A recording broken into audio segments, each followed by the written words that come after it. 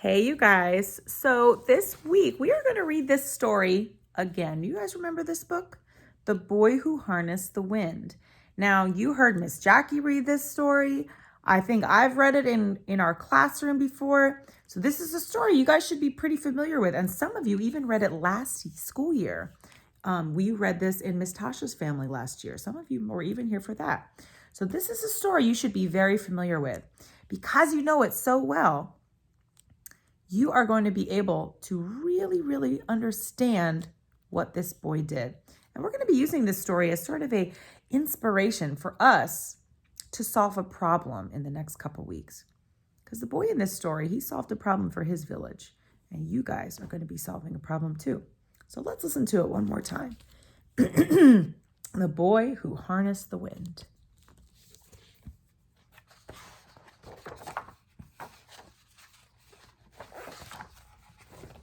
In a small village in Malawi, where people had no money for lights, nightfall came quickly and hurried poor farmers to bed. But for William, the darkness was best for dreaming. He dreamed of building things and taking them apart, like the trucks with bottle cap wheels parked under his bed and pieces of radios that he'd crack open and wonder, if I can hear the music, then where's the band? His grandpa's tales of magic also whispered in the pitch black of his room.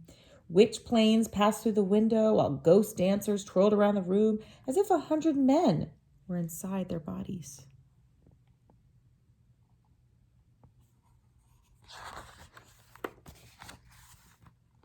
At dawn in the fields, William scanned the maze rows for magical beings. Then he wonders, as the truck rumbled past, how does its engine make it go? Pay attention where you throw that hoe, his father shouted. You'll cut off your foot.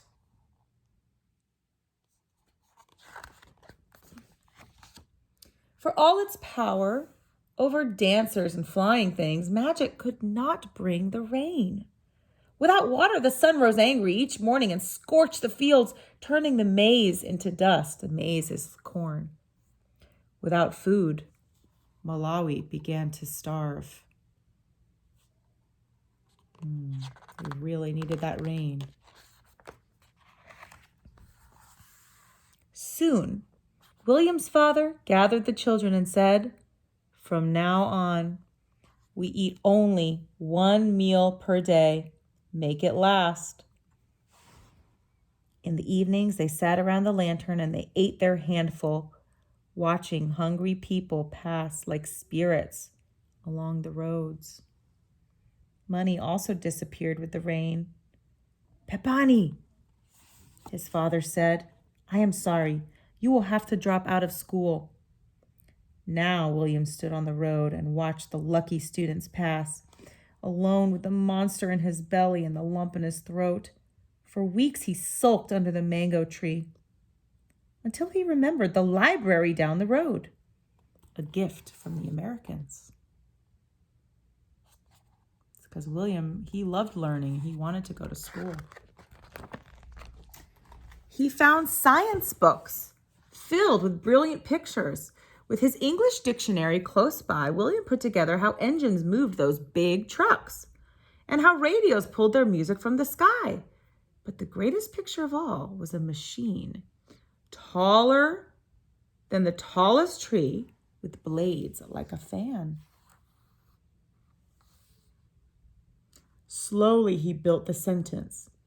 Windmills can produce electricity and pump water. He closed his eyes and he saw a windmill outside his home, pulling electricity from the breeze and bringing light to the dark valley. He's imagining if a windmill was in his village.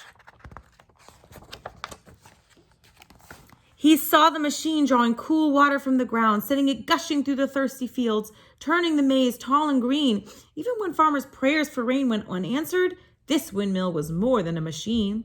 It was a weapon to fight hunger. Majetsi amfefo, he whispered. I will build electric wind. In the junkyard, pieces appeared like rusted treasures in the tall grass. A tractor fan, some pipe, and bearings and bolts that required every muscle to remove. Tonga! He'd shout to the birds and spiders holding up his prize. But as William dragged his metals home, people called out, "This boy is Misala! Only crazy people play with trash."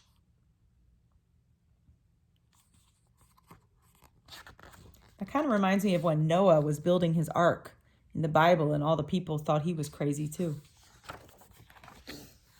After many weeks, William arranged his pieces in the dirt. A broken bicycle, rusted bottle caps and plastic pipe, even a small generator that powered a headlight on a bike.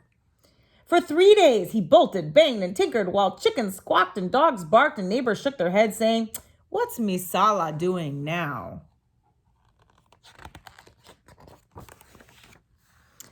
His cousin Jeffrey and best friends Gilbert soon appeared. "Muli Bwanji," they greeted. "Can we help with the electric wind?" "Grab your pungas and follow me," he said, and he took them into the forest. Together they swung their sharp blades into the trunks of blue gum trees, then hammered them together to make the tower. Standing on top, William shouted, "Bring it up!"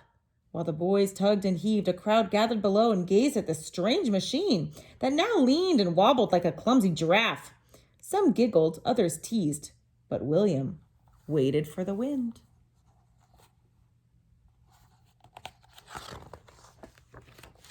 Like always, it came.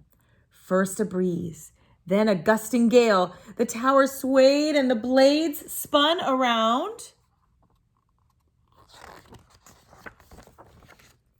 With sore hands, once slowed by hunger and darkness, William connected wires to a small light bulb, which flickered at first, then surged as bright as the sun. "Tonga!" he shouted. "I have made electric wind!"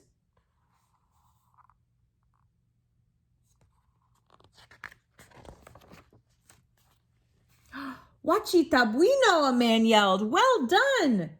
As the doubters clapped and cheered, William knew it had just begun. Light could not fill empty bellies. But another windmill could soak the dry ground, creating food where once there was none. "Majetsi amfefo," electric wind, "can feed my country," William thought.